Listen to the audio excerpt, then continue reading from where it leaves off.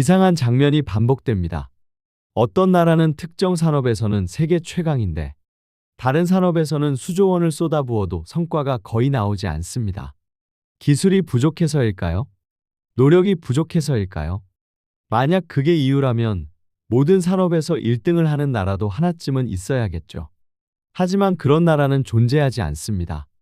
오늘은 이 모순 같은 현상을 아주 단순한 프레임으로 풀어보겠습니다. 산업을 볼 때 저는 복잡한 분석부터 하지 않습니다. 딱 두 가지 질문만 던집니다. 첫 번째 질문입니다. 이 산업은 문제가 생겼을 때 누가 끝까지 책임지는 산업인가? 두 번째 질문입니다. 이 산업은 시간이 지나면 결국 가격 경쟁으로 흘러가는가? 이 질문은 기술이 얼마나 뛰어나냐를 묻는 게 아닙니다. 시장 규모가 얼마나 크냐를 묻는 것도 아닙니다. 산업이 어떤 구조 위에 서 있는지를 묻는 질문입니다. 이 두 질문에 답을 넣어보면 산업은 자연스럽게 네 칸으로 나뉩니다. 이 네 칸은 잘한 산업과 못한 산업을 가르는 표가 아닙니다. 지금 우리가 어디에서 싸우고 있는지, 그리고 다음에는 어디로 이동하려 하는지를 보여주는 지도에 가깝습니다. 먼저 실내 인프라 산업입니다.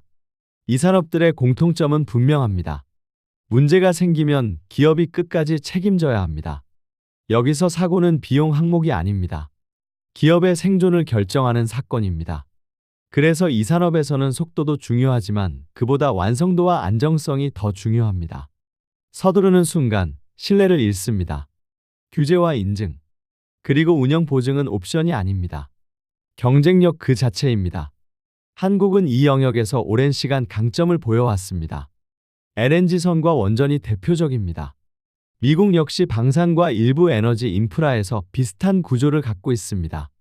중국은 기술적으로 빠르게 따라오고 있지만 이 영역은 시간이 필요합니다. 이 산업은 얼마나 잘 만들었느냐보다 문제가 생겼을 때 끝까지 책임질 수 있느냐가 승부를 가릅니다. 그렇다면 이런 질문이 나옵니다. 그럼 한국은 이 자리에서만 싸워야 할까요? 그렇지 않습니다. 중요한 건 지금 어디에 있느냐가 아니라 다음에 어디로 가려 하느냐입니다. 한국의 전략은 아래로 내려가는 게 아닙니다. 이미 잘하고 있는 산업과 연관 산업을 위로 끌어올리는 것입니다. 예를 들어 배터리셀을 파는 산업에서 시스템과 보증을 파는 산업으로 이동하는 것이 승산이 있습니다. 같은 기술을 써도 책임의 크기가 달라지면 산업의 위치는 달라질 수 있습니다. 다음은 전환 혼합형 산업입니다. 이 영역은 지금 가장 치열한 전쟁터입니다. 시스템은 필요합니다. 하지만 동시에 강한 가격 압박을 받습니다. 전략이 없으면 이 산업은 자동으로 가격 경쟁의 영역으로 내려갑니다. 자동차 산업을 예로 들어보겠습니다. 자동차, 특히 EV는 한 사분면에 고정되지 않습니다. 차를 단순한 제조 제품으로 보면 시간이 지나며 가격 경쟁으로 내려갑니다. 이 경우 자동차 산업은 규모 효율 산업, 즉 4사분면으로 이동합니다.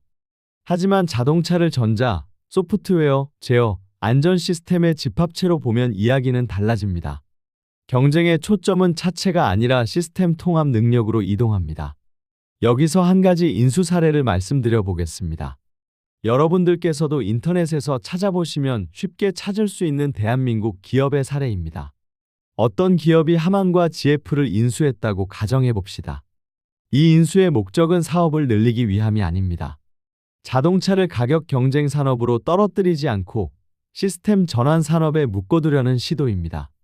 하만은 차량 전자 아키텍처와 소프트웨어 통합의 핵심이고 GF는 조향, 제동, 구동처럼 사고와 직결되는 제어 시스템을 담당합니다. 더군다나 자회사를 통해서 자율주행 역량까지 갖췄습니다. 이 둘을 확보하면 자동차는 더 이상 단순한 조립품이 아닙니다. 문제가 생겼을 때 제조사가 끝까지 책임질 수 있는 시스템 제품이 됩니다. 이 순간 자동차 산업은 일사분면에 머무를 수 있습니다. 이제 규모 효율 산업입니다. 이 산업은 아주 냉정합니다. 많이, 빠르게, 싸게. 표준화와 반복 생산이 전부입니다. 중국은 이 영역에서 가장 강합니다. 내수시장, 공급망, 속도가 결합되어 있습니다. 범용 EV의 상당수도 이 영역으로 이동합니다. 한국은 단기 경쟁은 가능하지만 장기적인 가격 경쟁은 어렵습니다. 미국은 구조적으로 이 영역을 핵심 전장으로 보지 않습니다. 이 산업에서 완성도는 차별화가 아니라 비용 요소입니다. 마지막은 실험 탐색 산업입니다. 이 영역은 아직 산업이라고 부르기 애매한 구간입니다. 당장 돈을 벌기보다는 미래 가능성을 확보하는 단계입니다. 전고체 배터리를 예로 들어보겠습니다. 수명도, 공정도, 책임 구조도 아직 완전히 정해지지 않았습니다. 그래서 지금은 탐색의 영역에 있습니다. 중국은 이 탐색 구간을 오래 붙잡지 않습니다. 정부가 먼저 움직입니다. 시험 기준과 규정을 빠르게 만듭니다. 이 기술이 곧 커머디티가 될 것이라는 신호를 줍니다. 산업 플레이어들은 그 신호에 맞춰 움직입니다. 공정을 표준화하고 양산 시나리오를 준비합니다. 중국의 강점은 탐색을 빨리 끝내는 능력입니다. 반면 미국은 다르게 움직입니다. 미국은 탐색 산업을 곧바로 가격 경쟁으로 보내지 않습니다. 우주항공 기술이 대표적입니다. 재사용 로켓, 위성통신, 우주 발사 인프라. 처음에는 모두 불확실한 옵션이었습니다. 미국은 여기에 자본과 제도를 얹습니다. 법과 보험, 계약과 책임의 틀을 만듭니다. 그래서 실험 탐색 산업을 커머디티가 아니라 대체 불가능한 인프라로 끌어올립니다. 그래서 질문을 바꿔야 합니다. 누가 기술이 더 좋으냐가 아닙니다. 누가 더 열심히 했느냐도 아닙니다. 지금 우리는 어느 전장에서 싸우고 있고 다음에는 어느 전장으로 이동하려 하는가? 이 질문이 전략을 결정합니다. 산업 경쟁은 노력의 문제가 아니라 전장을 어떻게 만들어 가느냐의 문제입니다. 더 잘하려 하기보다 어떤 전장을 설계할 것인지를 먼저 정해야 합니다. 여러분들이 종사하고 있는 산업은 지금 어디에 있고 다음에는 어떤 전장을 만들고 있나요?